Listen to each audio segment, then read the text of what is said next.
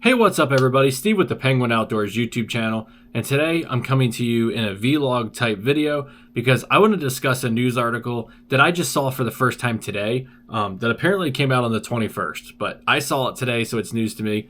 And the headline of that reads, "Crappie limits lowered at Grenada and other popular Mississippi lakes due to live sonar."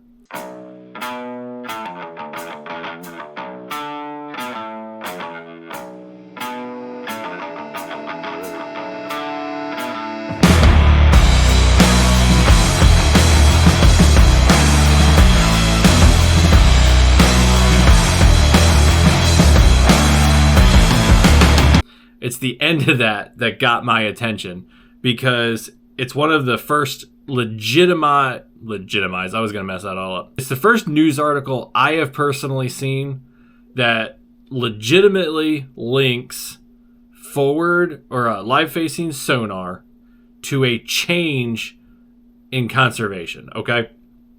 So I'll link this article down below. I'm not going to read it to you. I do have it open here.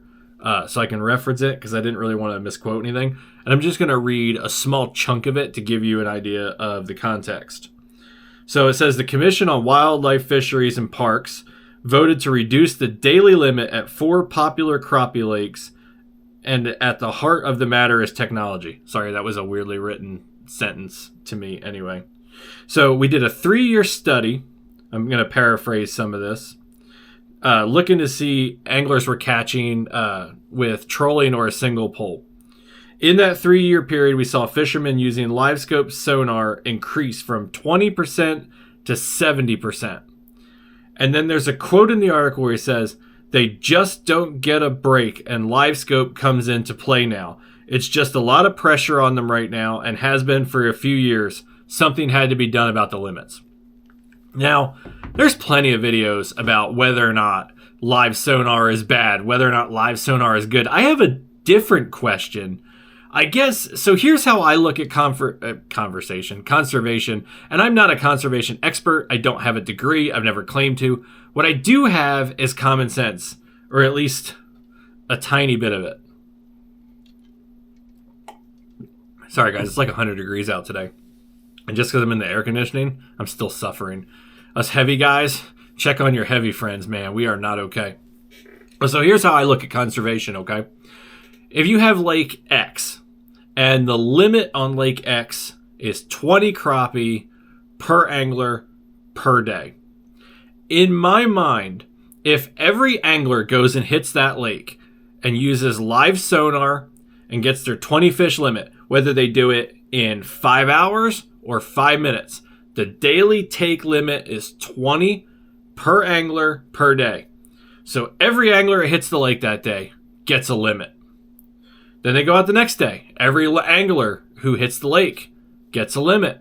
And they go out the next day and so on. In my mind, that should be perfectly fine.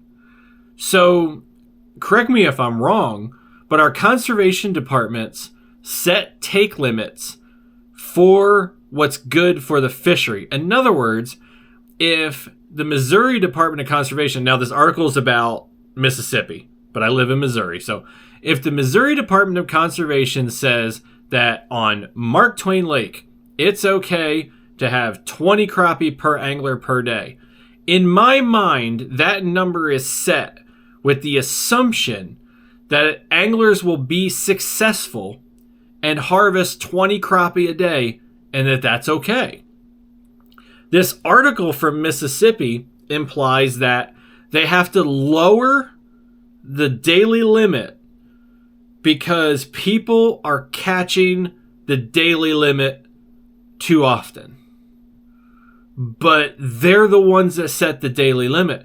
So if catching the daily limit consistently is bad for the fishery because of live scope and the number has to be lowered, well, the problem isn't live scope. The problem is in your take number to begin with.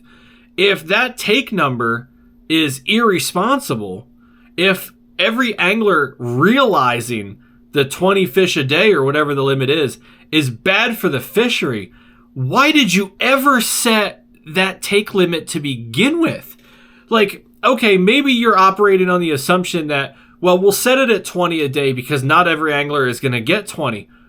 But what if they do? So if the fishery can only sustain successful anglers taking 10 fish a day per angler, then set it to 10. I just, like the article, the way these articles are written, sorry, camera went off on me, and if I can't see myself, I get all messed up. This article's written to make it seem like LiveScope's some bad thing, and now the conservation department has to react to it because we're going to run out of fish. The conservation department never should have set a limit that put the health of the fishery in jeopardy to begin with. So the problem isn't LiveScope, it's in the math, right? Like, am I wrong here? So I guess my question for you guys, because we're at like 5 minutes and 50-ish seconds, and I want to keep this short. I'd like to start a conversation about it, quite honestly, in the comment section down there. My question to all of you is, whether you're an angler or just a regular civilian, maybe you're a conservation agent, here's my question. Why are conservation departments setting take limits that are not safe for the fishery? If 20 a day per angler at 100% success rate is not good for the fishery, if the fishery cannot sustain it, why are we setting 20? Why not set a number that is a realistic, you can take this amount per day and the fishery will be fine? And adjust it yearly if you need to. But why are we now having to lower take limits because of LiveScope?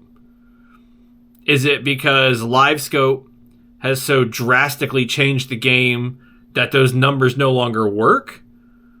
But if those numbers no longer work, I just don't understand how conservation departments set a take limit, and then when anglers are successful at reaching that limit, they say, well, no, you're too good at fishing. We have to lower the limit. It's bad for the fishery. Why are we doing things that are bad for the fishery in the first place? So that's my question. If you have an answer, a thought, an opinion, drop it in the comment section down below.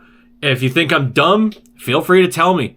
I'm not some expert in this at all. I am just expressing a thought because I'm genuinely curious, and I hope you'll share your opinion down below. Don't forget to hit that subscribe button, especially if you want to stay tuned into this conversation. You can turn on your notifications for the video. And hey, I've got a lot of other great videos on my channel page, so I hope you'll stick around. Let me know what you think down below.